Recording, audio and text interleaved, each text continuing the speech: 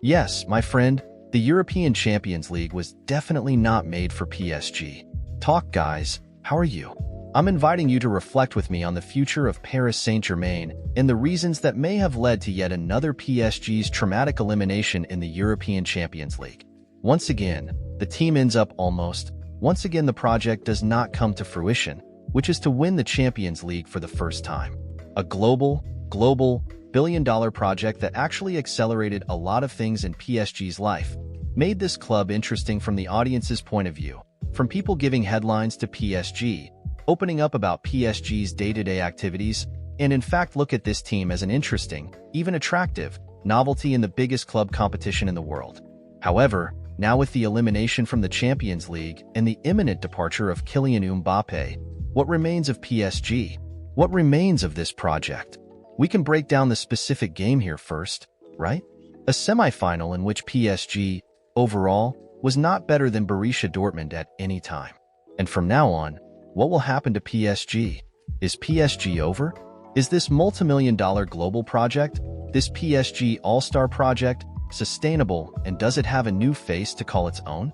These are issues and a serious problem, I think, that PSG has to resolve. PSG was leased by a group that in fact injected a lot of money there, which in fact placed PSG many shelves higher than PSG would naturally be. And without that money, everything would be much less accelerated. PSG very quickly became the biggest French champion, the biggest fan base in France, the most relevant club in France, and started to bother some European giants. It is true that, if we are to be fair to the project, in the last 5 seasons, PSG went to 3 semi-finals and ended up deciding on the Champions League, losing to Bayern Munich.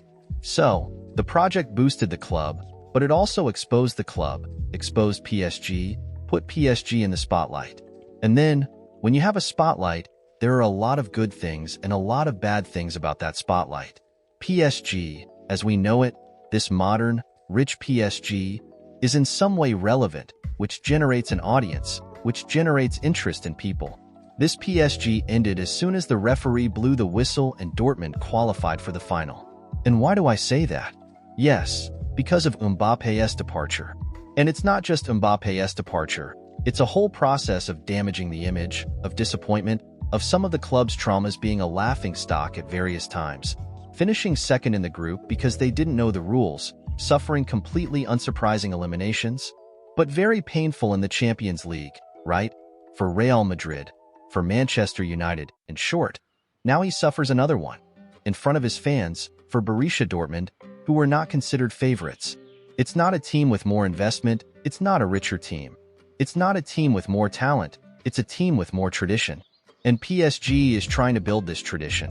For that they injected a lot of money, brought in a lot of big names, and then you wonder, wow, it didn't work out with Ibra, it didn't work out with Cavani, it didn't work out with Neymar, it didn't work with Messi, it didn't work with Sergio Ramos. Now it doesn't work with Mbappé. And when I say it doesn't work, I mean not winning the Champions League. And it's obvious that you can't personify the attempt and think that only bringing the great players will guarantee you a title if you don't have a direction, if you don't have a football project, if you don't have a football culture. Manchester City has a gaming culture. Manchester City knows who they want to be inspired by and where they want to go. PSG doesn't. PSG wanted to build a salad of great stars there and thought that would be enough. Maybe this worked for the audience and it worked for interest, for product sales, to fill the stadium more, to make the club more relevant. All of this worked, but the Champions League didn't come. And with Mbappé leaving, looking at the market, who would be this global player, this generational player, this guy capable of attracting an audience and being the face of a project? Today, looking at it, there isn't. Or at least this guy isn't available. You would have to be seduced with a lot of money to try to change the course there. Suddenly, trying to take a Vinicius Jr., trying to take a Salah, a Griezmann, who would hardly go because he has no connection with PSG and has never played for clubs in France, and if he were to play, I don't think it would be in Paris. So, it's difficult. It's hard like that. Will you try to build your own generation of base talents, or bet on someone who is already there? It's difficult for global interest. PSG took a very serious blow with the departure of Mbappé, who has not yet confirmed where he is going, but has already said that he will not stay. And without him, in fact, things are bad for PSG from a marketing and relevance point of view. Then, things will have to happen. Before, it was happening from outside to inside the field, right? You hired. You created the whole scheme and generated interest. Now, for PSG to remain relevant, it will need to respond from the field to the outside. It's going to have to be an interesting, competitive, fun, winning team, or again reaching the semifinals, the Champions League finals all the time to maintain this relevance. Because like that, in the French league, there's no way. It is not a globally interesting league, and the leagues seen globally today, Premier League and La Liga, the others there, they have moments.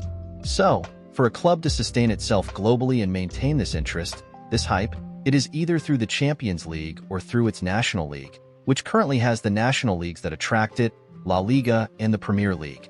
You have an interesting movement happening in Italy, but it is still very, very fluctuating. PSG has a dilemma ahead and a drama, I would say, for its project, for its desire to be this brand. This brand suffers a blow with Mbappe's departure. That's why I say that PSG, as we know it, ended this elimination.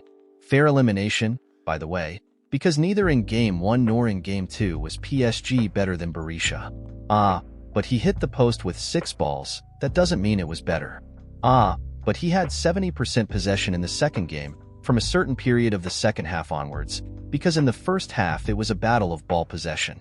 So, like this, the 6 balls on the post, possession of the ball, the deceptive volume, PSG disorganized, without a criteria to attack, without a mechanic, a logic to attack, and Mbappe boxed in. Thus, playing poorly, not being protagonist, not being decisive, and the team desperately looking for someone to hold responsible. Vitinha was perhaps the best player in the second game. In the first, I think there was no one, and Berisha managed to intercept, steal a lot of the ball. This team is very strong in doing that, bothering in transitions, right? Sancho playing an interesting game, Emden being a lot of bother, Fulkrug being a deep guy and playing the pivot at various times, Brunch being important and a fantastic defense. Like that, Schlotterbeck and Hummels in an almost perfect journey, and Kobel making very important saves. So, Berisha surprisingly goes through to the final, yes. If we looked at the day of the draw and looking at the group stage, from the knockout stage and after the draw showed the paths, it is not surprising that Berisha is in the decision because of the ball they played, the way they eliminated Atletico of Madrid and the way he eliminated PSG. It's regardless of who the final is against, whether Real or Bayern. And I don't think Bayern and I don't think Berisha are favorites. That said, there is no doubt about it. This is the truth. Because after everything that has been done and everything this team has produced in terms of history, there are many cool scripts to tell, many. Royce returning to the final, having a second chance after that bitter defeat at Wembley. Terzic is a guy who is very identified, the coach with the club, and Sancho's story too. She is wonderful. Sancho was considered over for a lot of people in football, a very talented young man, and some understood what a guy he is from there now, right? At United, which he had beef with, he had a lot of discipline problems, and he's rebuilding himself and playing well again at Borussia Dortmund. For you to see the turns that the world and football take,